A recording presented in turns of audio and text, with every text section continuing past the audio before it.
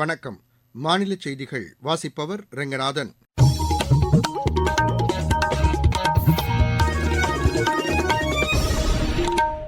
தலைப்புச் செய்திகள். மக்களவைத் தேர்தலில் பதிவான வாக்குகளை எண்ணும் பணி காலை 8 மணிக்கு தொடங்குகிறது. வாக்கு எண்ணிக்கை முன்னணி நிலவரங்களை உடனுக்குடன் அறிந்து கொள்ள தேர்தல் ஆணையம் விரிவான ஏற்பாடுகளை செய்துள்ளது. தமிழகத்தில் 39 மையங்களில் வாக்கு எண்ணிக்கையையொட்டி பாதுகாப்பு பலப்படுத்தப்பட்டுள்ளது. தேர்தல் முன்னணி நிலவரங்களை உடனுக்குடன் அறிவிக்க சென்னை ஆகாஷவாணி செய்திப்பிரிவு சிறப்பு ஏற்பாடுகளை செய்துள்ளது.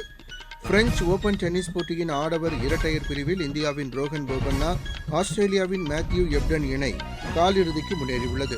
இனி விரிவான செய்திகள். மக்களவைத் தேர்தலில் பதிவான வாக்குகள் இன்று எண்ணப்படுகின்றன.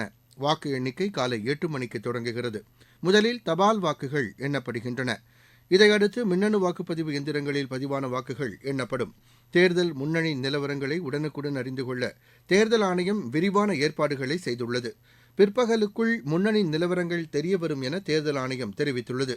தேர்தல் முடிவுகளை results.eci.gov.in என்ற இணையதளத்தில் அறிந்து கொள்ளலாம் என தேர்தல் ஆணையம் கூறியுள்ளது. ஓட்டர் ஹெல்ப்லைன் செயலி மூலமாகவும் வாக்கு எண்ணிக்கை நிலவரத்தை அறிந்து கொள்ளலாம்.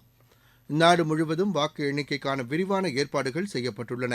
வாக்கு எண்ணும் மையங்களில் 3 அடுக்கு பாதுகாப்பு ஏற்பாடு செய்யப்பட்டுள்ளதாக தலைமை தேர்தல் ஆணையர் திரு ராஜீவ்குமார் தெரிவித்துள்ளார். வாக்கு எண்ணிக்கை நடைமுறை முழுமையாக வீடியோ கேமரா மூலம் கண்காணிக்கப்பட உள்ளதாகவும் அவர் கூறியுள்ளார். எந்தவொரு சிறு தவறும் ஏற்படா வண்ணம் வாக்கு எண்ணிக்கை நடைபெறுவதற்கு அனைத்து நடவடிக்கைகளும் மேற்கொள்ளப்பட்டிருப்பதாகவும் அவர் தெரிவித்துள்ளார். வாக்கு எண்ணிக்கையை நுண் பார்வையாளர்கள் கண்காணிக்க உள்ளதாகவும் திரு ராஜீவ்குமார் கூறியுள்ளார்.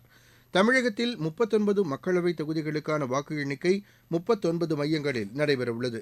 இந்த மையங்களில் ஒவ்வொரு சட்டப்பேரவைக்கும் ஒரு அறை என்ற விகிதத்தில் 234 அறைகளில் வாக்கு எண்ணிக்கை நடைபெறும் என்றும் ஒவ்வொரு அறையிலும் 14 மேஜைகள் போடப்படும் என்றும் தெரிவிக்கப்பட்டுள்ளது. ஒவ்வொரு மேஜையிலும் தனித்தனியாக வீடியோ பதிவு செய்ய ஏற்பாடு செய்யப்பட்டுள்ளதாகவும் தேர்தல் ஆணையம் கூறியுள்ளது. வாக்கு எண்ணும் பணிகளை கண்காணிக்க 4500 நுண் பார்வையாளர்களும் பிற பணிகளில் 38,500 பேரும் ஈடுபடுத்தப்படுகின்றனர். தமிழகம் முழுவதும் வாக்கு எண்ணிக்கை மையங்களில் 3 அடுக்கு பாதுகாப்பு போடப்பட்டுள்ளது. 40,000த்திற்கும் கூடுதலான காவல்துறையினர் பாதுகாப்பு பணியில் ஈடுபடுத்தப்பட்டுள்ளனர். வாக்கு எண்ணிக்கை மையங்களில் அரசியல் கட்சிகள் மற்றும் வேட்பாளர்களின் முகவர்களும் தேர்தல் ஆணையத்தால் அங்கீகரிக்கப்பட்ட பணியாளர்களும் மட்டுமே அனுமதிக்கப்படுவார்கள் என அறிவிக்கப்பட்டுள்ளது. ஒவ்வொரு சட்டப்பேரவைத் தொகுதியிலும் ஏதாவது 5 மின்னணு வாக்குப்பதிவு எந்திரங்கள் தேர்வு செய்யப்பட்டு ஒப்புகைச் சீட்டுடன் எண்ணப்படும் என தமிழக தலைமை தேர்தல் அதிகாரி திரு சத்யபிரதா சாஹூ தெரிவித்துள்ளார். 15க்கும் மேற்பட்ட வேட்பாளர்கள் போட்டியிடும் தொகுதிகளில் வாக்குப்பதிவு எந்திரங்களின் எண்ணிக்கை 1க்கும் மேற்பட்டிருக்கும் என்பதால் அந்த தொகுதிகளில் முன்னணி நிலவரங்கள் தெரியவர சற்று தாமதம் ஏற்படும் என்று அவர் கூறியுள்ளார். தேர்தல் நிலவரங்களை உடனுக்குடன் தெரிந்து கொள்ள ஏற்பாடுகள் செய்யப்பட்டுள்ளதாகவும் திரு சத்யபிரதா சாஹூ தெரிவித்துள்ளார். தமிழகத்தில் வாக்கு எண்ணும் மையங்களில் அனைத்து ஏற்பாடுகளும் தயார் நிலையில் உள்ளன. திருச்சியில் வாக்கு எண்ணிக்கைக்கான ஏற்பாடுகள் குறித்து ஆட்சியரும் தேர்தல் அலுவலருமான திரு பிரதீப்குமார் செய்தியாளர்களிடம் விளக்கினார். 8 மணிக்கு உங்களுக்கு போஸ்டல் பேலட் ஸ்டார்ட் ஆகும். 8:30க்கு இவிஎம்ஸ் ஸ்டார்ட் ஆகும். 8:15க்கு ஸ்ட்ராங் ரூம் ஓப்பன் பண்ணுவாங்க. தபால் வாக்குகள் 2 அறைகளில் எண்ணப்படுது. ஒவ்வொரு ரவுண்ட்லேயும் 500 தபால் வாக்குகள் எண்ணப்படும். 8 o'clock ஸ்டார்ட் பண்ணிடுவாங்க. 8:30க்கு இவிஎம் ஸ்டார்ட் பண்ணுவாங்க. சைட் பை சைட் ரெண்டுமே போயிட்டே இருக்கும். கவுண்டிங் ஹாலில் பார்த்தீங்கன்னா 14 டேபிள் இருக்கும். 14 டேபிளில் பார்த்தீங்கன்னா ஒவ்வொரு டேபிள்லையும் ஒரு கவுண்டிங் சூப்பர்வைசர் இருப்பாங்க, கவுண்டிங் அசிஸ்டன்ட் இருப்பாங்க, மைக்ரோ அப்சர்வர்ஸ் இருப்பாங்க. அது இல்லாமல் ரிசர்வ்ல ஒரு 3 counting supervisors, 3 counting assistant, 3 micro observer ஏஆரோட டிஸ்போசல்ல இருப்பாங்க. எல்லாருமே கவுண்டிங் ஹாலில் இருப்பாங்க. 2 இவிஎம்ஸ் மட்டும் சூப்பர் செக் பண்ணிட்டு ஃபைனலாக அதுவுமே ஃபைனலைஸ் பண்ணி ரவுண்ட் வைஸ் ஏஆர்ஓ பப்ளிஷ் பண்ணுவாங்க. தருமபுரியில் வாக்கு எண்ணிக்கைக்கான அனைத்து அறைகளிலும் சிசிடிவி கேமரா பொருத்தப்பட்டு வாக்குகள் எண்ணப்பட உள்ளதாக ஆட்சியர் திருமதி சாந்தி தெரிவித்துள்ளார்.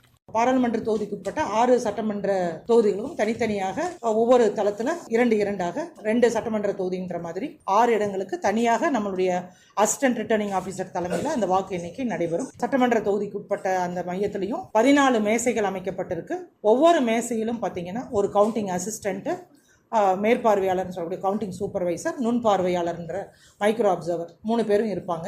அதே போல் ஒவ்வொரு மேசைக்கும் ஒவ்வொரு வேட்பாளருக்கும் ஒரு முகவர் அப்படிங்கிற அடிப்படையில் கிட்டத்தட்ட 1000த்திற்கும் மேற்பட்ட முகவர்களுக்கு நம்ம அடையாள அட்டை விநியோகிச்சிருக்கோம். ஒவ்வொரு மேசையிலும் பார்த்தீங்கன்னா ஒவ்வொரு கேமராவும் நம்ம வந்து இன்ஸ்டால் பண்ணியிருக்கோம். ஸோ 14 மேசையிலையும் 14 கேமராக்கள் இருக்கு. கவுண்டிங் ஸ்டாஃப் மட்டுமே 340 பேர் வந்து நியமிக்கப்பட்டிருக்கிறார்கள். இவங்க எல்லாத்துக்குமே வந்து நம்ம போதிய அளவில் பயிற்சி கொடுத்துருக்கிறோம். கன்னியாகுமரி மக்களவைத் தொகுதி மற்றும் விளவங்கோடு சட்டப்பேரவை இடைத்தேர்தலில் பதிவான வாக்குகள் நாகர்கோவில் கோணம் அரசு பொறியியல் கல்லூரியில் தனித்தனியாக எண்ணப்படும் என்று எமது செய்தியாளர் தெரிவிக்கிறார். கன்னியாகுமரி பாராளுமன்ற தொகுதி மற்றும் விளவங்கோடு சட்டமன்ற தொகுதிக்கான வாக்கு எண்ணிக்கை நாகர்கோவில் கோணம் அரசு பொறியியல் கல்லூரியில் இன்னும் சற்று நேரத்தில் துவங்க உள்ளது. வாக்கு எண்ணிக்கைக்கான அனைத்து ஏற்பாடுகளும் தயார் நிலையில் உள்ளன. வெப் கேமராவுடன் மேஜைகள் அமைக்கப்பட்டுள்ளன. கன்னியாகுமரி பாராளுமன்ற தொகுதிக்கான வாக்குகள் சட்டமன்ற தொகுதி வாரியாக 6 அறைகளில் வாக்குகள் எண்ணப்பட உள்ளன. ஒரு அறைக்கு 14 மேசைகள் அமைக்கப்பட்டுள்ளன. விளவங்கோடு சட்டமன்ற தொகுதிக்கான வாக்குகள் தனியாக மற்றொரு அறையில் எண்ண ஏற்பாடு செய்யப்பட்டுள்ளது. இதற்காக 14 மேஜைகள் அமைக்கப்பட்டுள்ளன. வாக்கு எண்ணும் பணியில் சுமார் 2000க்கும் மேற்பட்ட ஊழியர்கள் ஈடுபடுத்தப்படுகிறார்கள். வாக்கு எண்ணிக்கை மையத்திலிருந்து குமரன். ஆந்திரா மற்றும் ஒடிசா சட்டப்பேரவை தேர்தலில் பதிவான வாக்குகளும் இன்று எண்ணப்படுகின்றன. தமிழகத்தில் விளவங்கோடு உட்பட நாடு முழுவதும் 26 சட்டப்பேரவை தொகுதிகளுக்கு நடைபெற்ற இடைத்தேர்தலில் பதிவான வாக்குகளும் இன்று எண்ணப்படுகின்றன.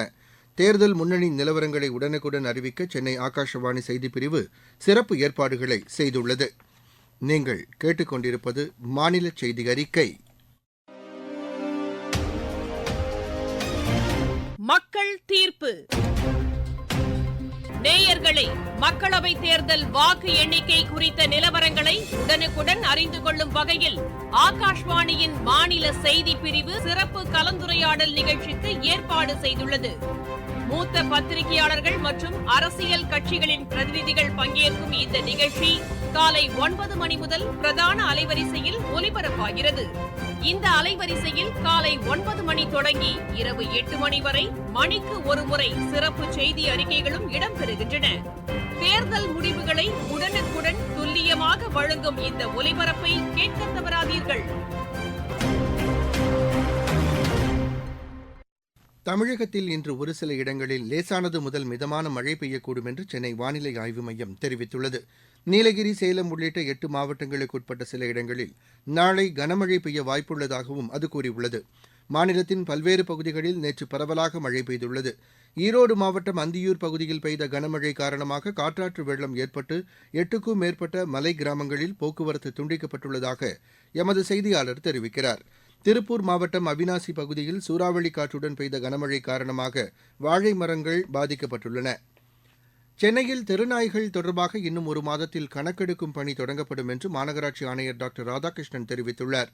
சென்னையில் நேற்று செய்தியாளர்களிடம் பேசிய அவர், விலங்குகள் நல வாரியத்தின் வழிகாட்டுதலின்படி உரிய நடவடிக்கைகள் எடுக்கப்படும் என்றார். இருவரிச் செய்திகள்.